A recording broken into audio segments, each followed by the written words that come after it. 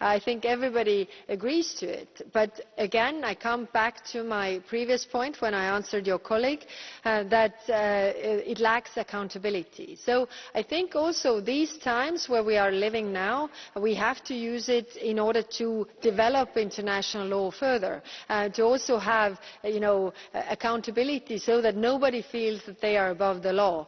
Because if you just start the wars and nothing happens to you, you just send soldiers to kill other soldiers, or brothers, fathers and sons of one country to kill other fathers, brothers and sons of another country, and nothing happens to you, then other aggressors will learn the lesson. So what we need to do now, and I see a lot of appetite for Europe when I go across the world. They are saying that you are the only ones who are actually standing up for the international law right now, so we are also willing to align with you when you are developing this further, and we need to use that. When it comes to the proposals are on the table, but we don't have, we have counted, we don't have the votes. So is it better that we put it to the vote so everybody sees that we are divided when we know that we are? Thank you. Do you want to follow up, or it's okay for you?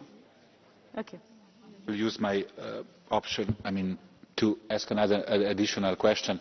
I will speak in Slovenian. Pravite, spoštovana visoka predstavnica. You said that we don't have numbers, that we don't have support. But there's a clear problem in terms of implementation of international law on our side. So what I would like to suggest is the following. So you won't be under so much pressure. Just transfer the pressure to the member states. Put this thing to a vote.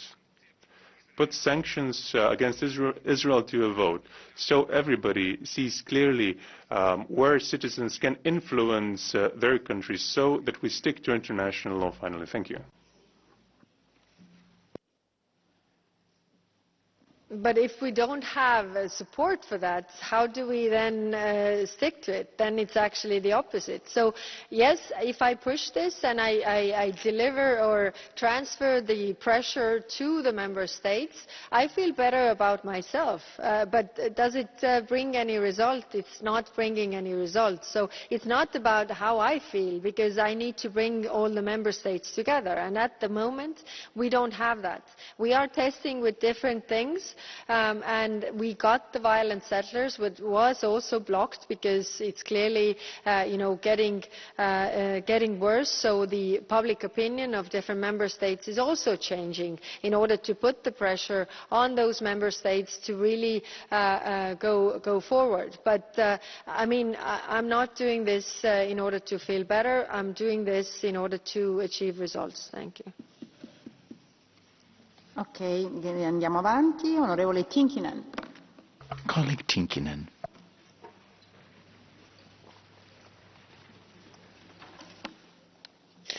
Grazie.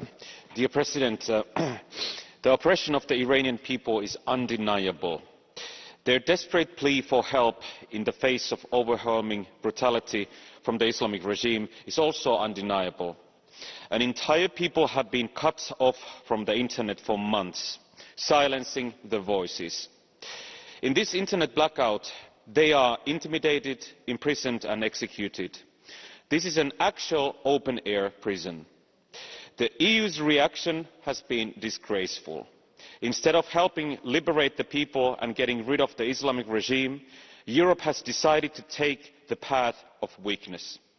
European leaders want to get back to diplomacy with these fanatics, even if that condemns the Iranian people to live under oppression forever.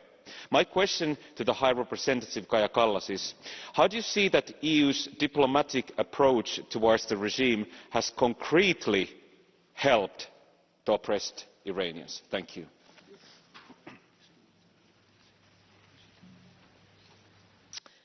Thank you. Has the war that has been started helped the oppressed Iranians? We clearly see since the 28th of, was it the end of January when it started? The situation actually for the Iranian people has gotten worse because of the military action.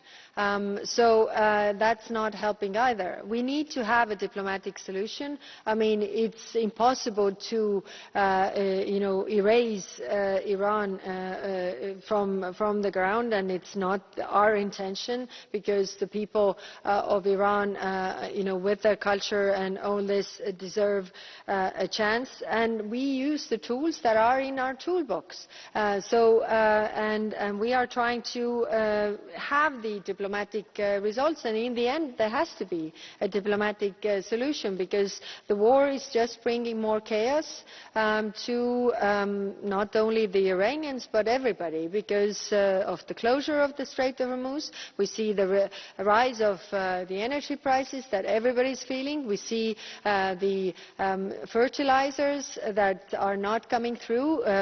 54% of fertilizers going to Sudan, for example, are coming from the Strait of Hormuz, via the Strait of Hormuz. So if they don't have the fertilizers this year, there's going to be famine next year. Is it better because of this war in the region? I will put a question mark there. Thank you.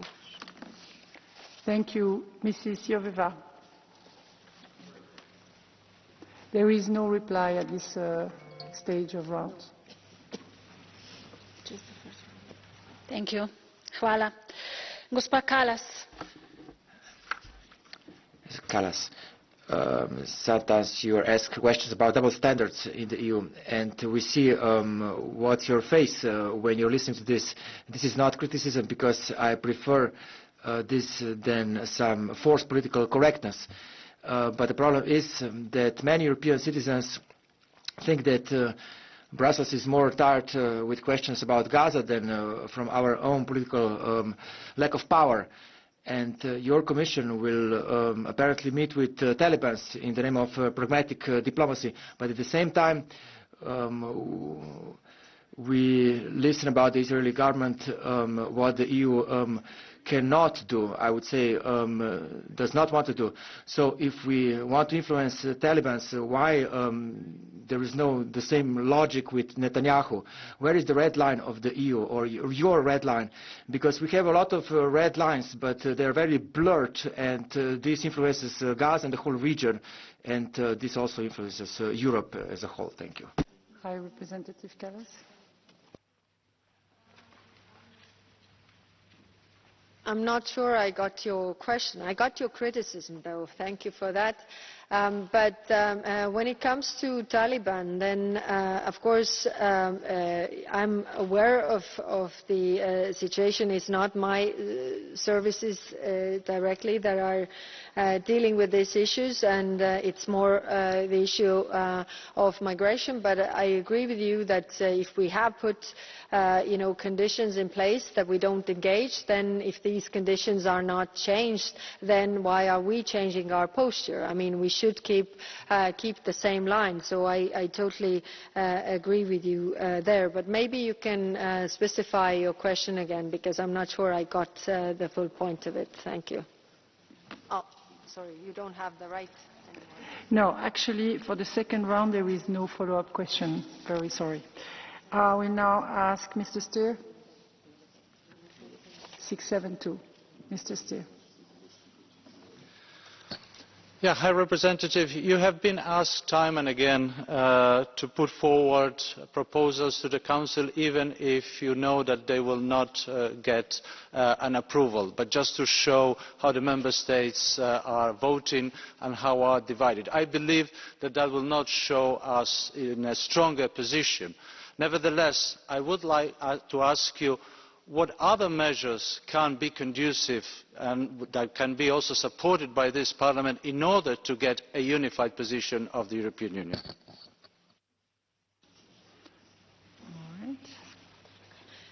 We have really analysed, all the tools that we have in our hands, and put also forward proposals that could go through, some of them requiring the qualified majority. But even those haven't gone through really. So we have already done the measures that the Commission can do on our side, and when it comes to suspension of funds and such things, but it doesn't have that effect on Israel, that especially when America is supporting them in all the steps that they are taking in this, not criticizing like we are criticizing. So really, I mean, things are changing as well. We see the public opinion that is reflected in member states. So it's also putting pressure on the member states to come up with new ideas. There was a new approach or proposal by 2 member states. But even that doesn't have that effect, so it's also not going through. So the problems we have, we see the situation on the ground. We want to improve the situation for the people. We are providing humanitarian aid. We are trying to help the Palestinians as much as we can. We are also helping them with the reforms. We are in constant contact with the peace board as well in terms of execution of the plans or disarmament of Hamas that could also benefit the region, but we don't see many results at the moment. And unfortunately, Israel is also going into an election period, which is making it all more harder. Thank you. Thank you, Mr. Parentouris.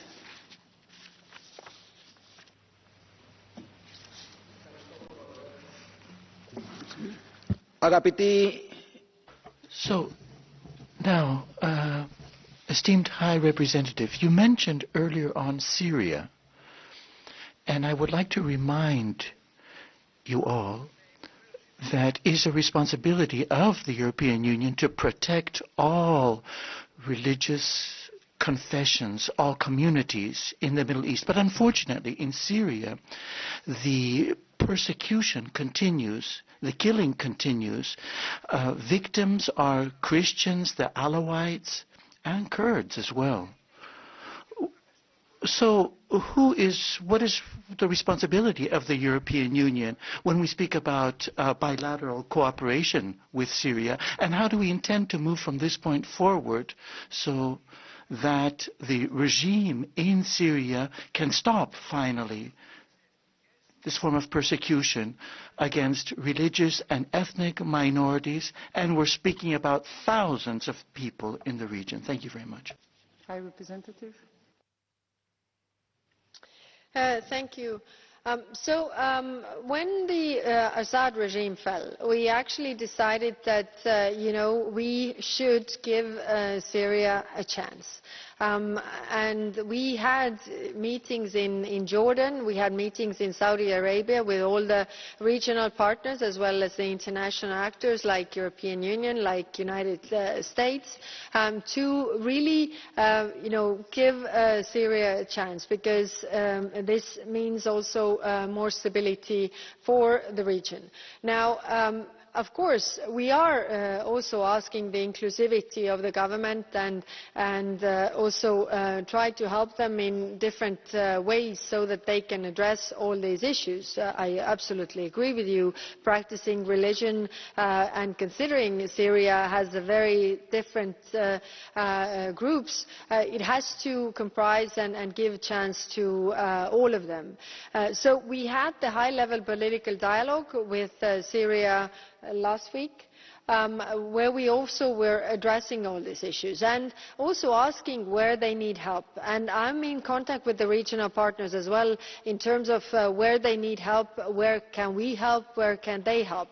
For example, the reform of their systems so that there is accountability for the crimes committed. And it's not easy also for them. we can't say that it's all stable and peaceful. Like you mentioned, there are events happening, but I think when we have the choice of really engaging with them or not engaging with them, then we had the sanctions in place for the Assad regime. When it fell, we took the decision that we are trying to help them also on their path to have inclusivity. Thank you. Thank you. I will now call Mr. Volgin. Yes. I'll speak in Bulgarian. Госпожо Калас, в европейски... Madam Kallas, there are countries in the EU that say yes before they've heard Washington's question. That was confirmed by Marco Rubio, who included my country, Bulgaria, on that list. But we are not the only ones subordinated to Washington. The EU leaders also do not tend to be independent. Yes, you demonstrate some discontent with the US president if the incumbent president is somebody else, say Kamala Harris, then Europe will once again turn into the poodle of Washington. Why didn't you react to the illegal abduction of Maduro, the legitimately elected president of Venezuela? Why didn't you respond in the same way to what Israel did in Iran? Thank you. I was waiting and waiting when you come to the Middle East. I mean, because, the question hour is about Middle East.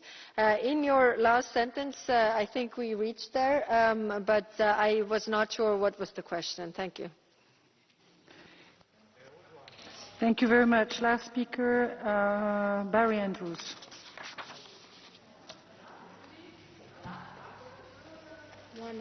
Yes, it's 1 hour. I'm very sorry. And we respect a certain order, and it's not about privilege. It's just like that. Very sorry. Thank you, President.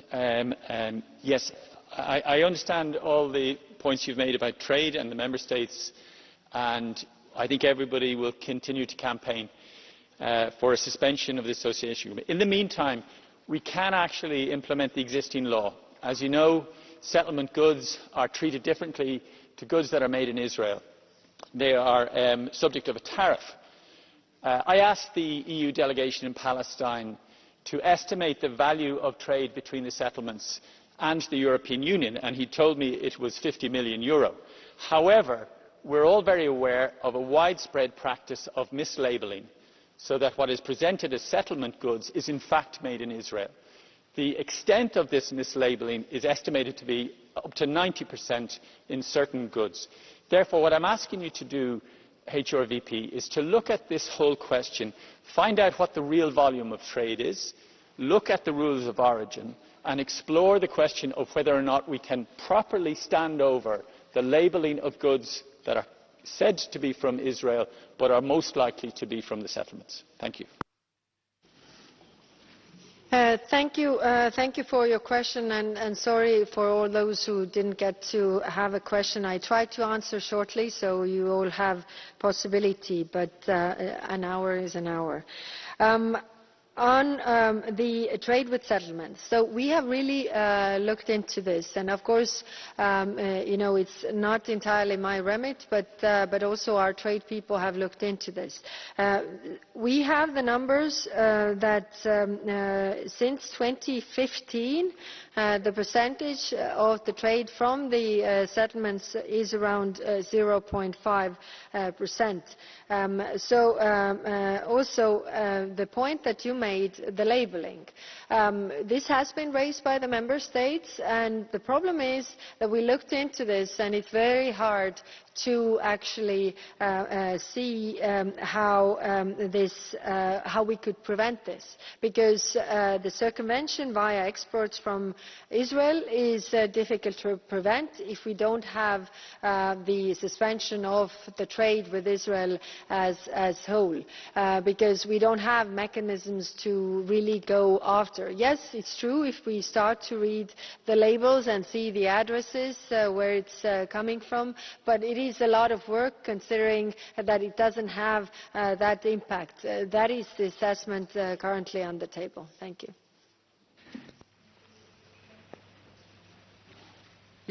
High Representative. The question time is 60 minutes. It's very strict, and we have to obey a certain turn of people. And I can guarantee you that it's made following all the rules that are imposed to us. So the debate is now closed.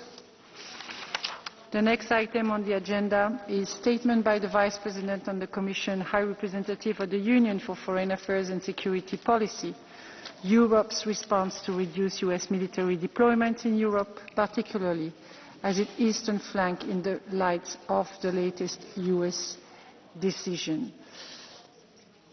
Mrs. Kallas, you have the floor.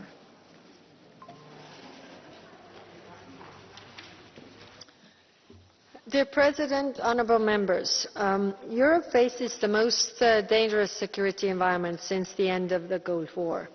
I see the main challenges for European security today in the deterioration of the threat environment and our capability to act on that. First, on the threat environment.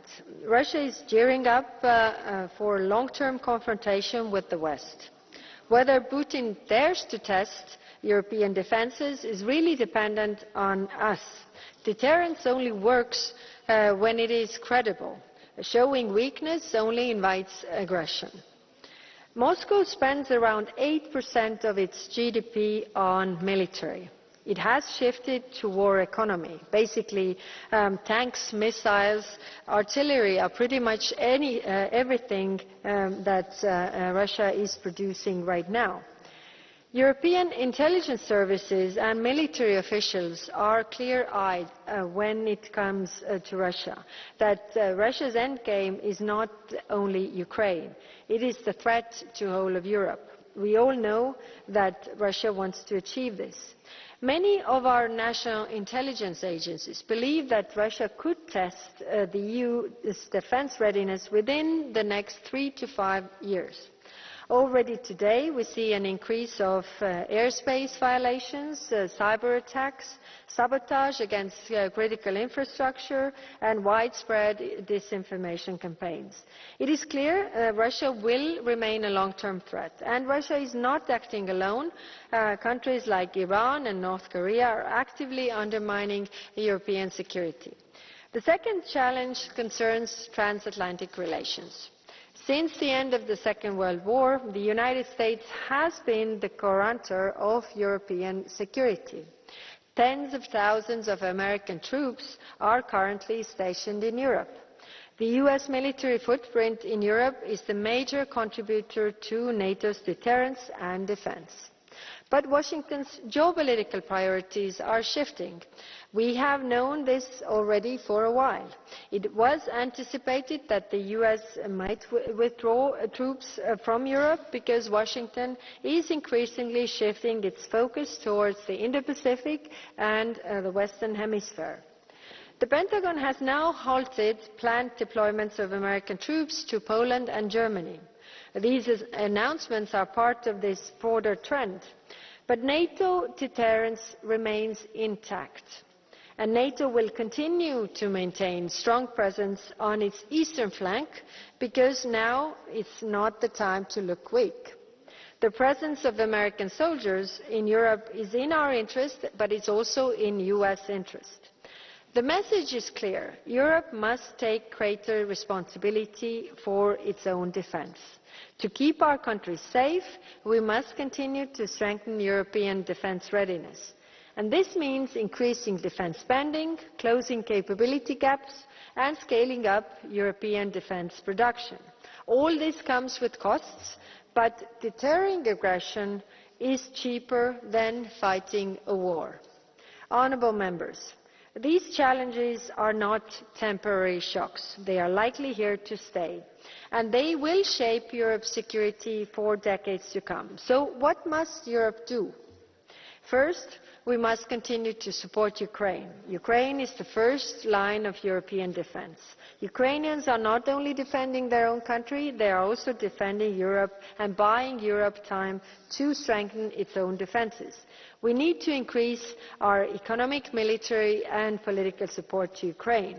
Europe already provides the largest share of assistance, but we need to do more. The European Union is doing the heavy lifting, including the 90 billion loan. Second, we must strengthen Europe's own military capabilities. Defence spending is increasing across Europe. That is necessary and welcome. But Europe still lacks a number of capabilities, which are often too costly or complex for any single member state to procure alone. And that is what we have to focus on.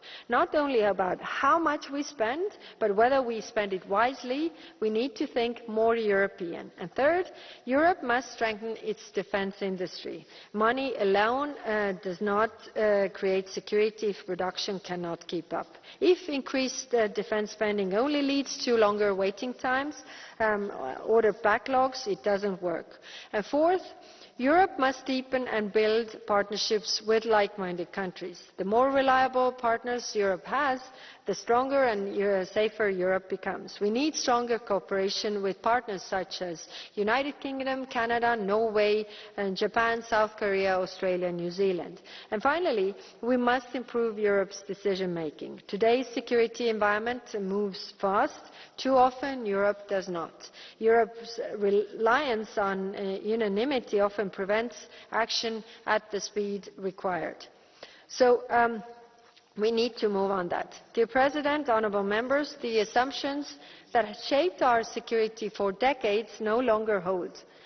Europe must take greater responsibility for its own security, not sometimes in the future, now. We need to be really at this point. The good news is that Europe has faced historic turning points before, and each time we have emerged stronger, and there is no reason we cannot do it again. Thank you. Thank you. Do I see Mr. Pascual de la Parte? Do I see you coming and running in the alley? So be careful, don't fall. We like to be on time, but still don't take any risk. All right. You're going to look for your breath when you're going to talk, but you have 1.5 minutes, please. Thank you very much. I think that the point here that is bringing us together is, regardless of what the Americans are deciding in the eastern part of Europe, the European Union has to accelerate our preparedness 2030. Regardless of what the Americans do, we have to accelerate and to speed up. Time is of need and is of the essence, and I think that we have no time to lose. First, we have to decide at what time and at what pace we have to develop our technological and industrial base with the European preference. And at the same time, we have to start thinking European and not national. We cannot have 27 national fragmented markets. We need an integrated market for the defence. And the European Union for defence means also to have common command and control structures, and that means also an integrated change of command. We need also capabilities, shared capabilities, and that means joint procurement. And we need as well to have the possibility to develop a political will in a unified manner. And that means determination and clear ideas. We have the instruments there, the political and legal instruments approved last year, whether the new White Book on Defence, the roadmap, and now we are preparing, the Commission is preparing the European Strategy for Security 2026. Here we need as well our fast reaction forces with a new level of ambitions. 5,000 contingent is not enough. We need much more to beef up this rapid reaction force, and at the end of the day we have to act united and quickly. again, regardless of what the Americans are deciding concerning their presence in Europe. Thank you very much. Thank you. I will now call meneer Rutten. Alsjeblieft, u heeft 1 minuut spreken voor S&D. Mr. Rutten, for S&D. High Representative, thank you for what you just said, because I agree with what you said. But to the Member States, I would ask, how much proof do we need that Europe needs to strengthen its own defence and deterrence? Now is the time for bold action, no incremental improvements. Now is the time for European solutions. We are stronger than the sum of our parts. Now is the time for European confidence. Our deterrence gap is not just a matter of capabilities, it's also reality and doctrine. Many will say this is a wake-up call. It's not. We have been woken up many times before, but we dozed off again, hitting the snooze button like a complacent teenager relying on daddy to wake him up. Enough of that. Enough.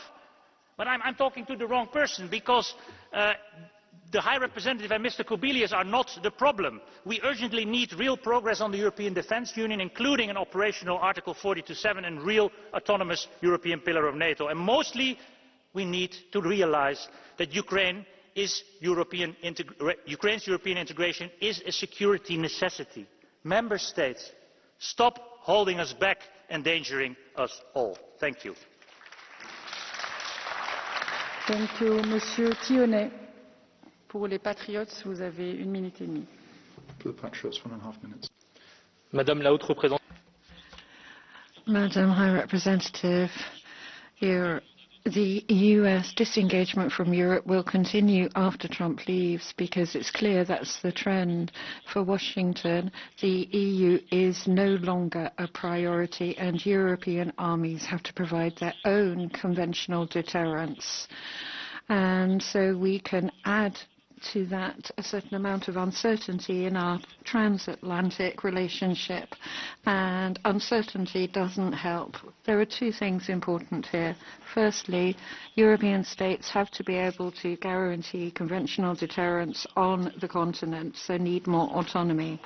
But we also need trust between allies on the old continent, and that needs to be total. And that is why, when the French presidential elections take place in a year, and when hopefully my party will take power, I would like to state our position. France will guarantee its commitments on the eastern flank of Europe, from Belgium to the Black Sea, in Romania, in Estonia, also in the airspace of the Baltic countries.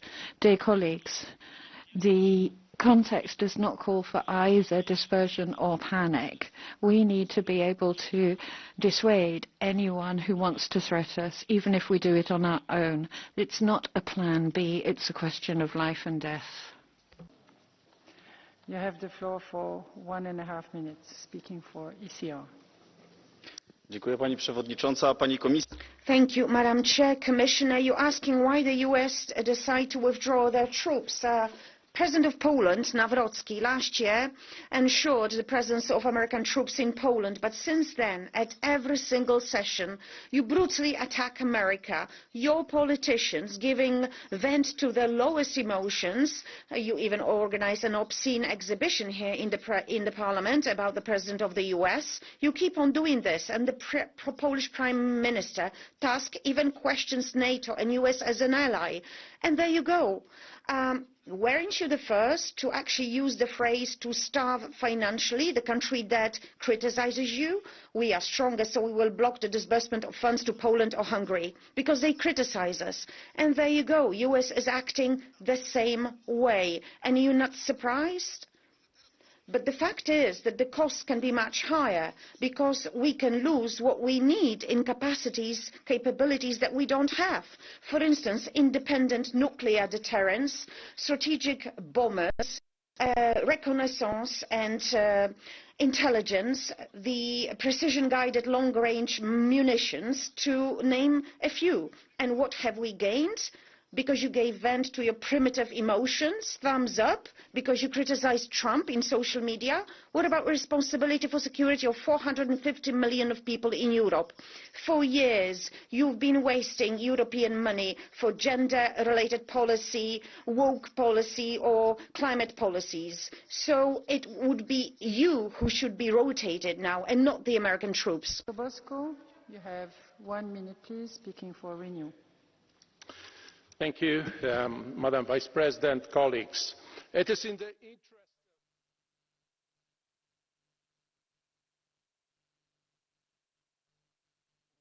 to train alongside us. It's also important to know that Poland has for years contributed financially to hosting American soldiers. Dear American friends, do you really want to send such a signal at a moment when Russia and Belarus are demonstrating their readiness and, since yesterday, are conducting nuclear military exercises? Today's blame game in Europe, we heard an example just a while ago, today's blame game in Europe over who offended or provoked the Americans is a waste of time and energy. All democratic and non-pro-Russian forces should stand together. Poland has proven that it is a loyal and reliable ally. Loyal allies expect partnerships, predictability and mutual respect. Sadly, I must say today to our American friends, your European ally is disappointed. Let's work together to overcome this crisis. Thank you. Thank you, Mr. Stakis. Well, ladies and gentlemen, that was a live session of the European Parliament in Strasbourg, which is attended by EU High Representative Kaja Kallas, in order to address the current crisis in the Middle East region, also the ongoing strategy in both Iran and also in Syria, as well as also reducing the U.S.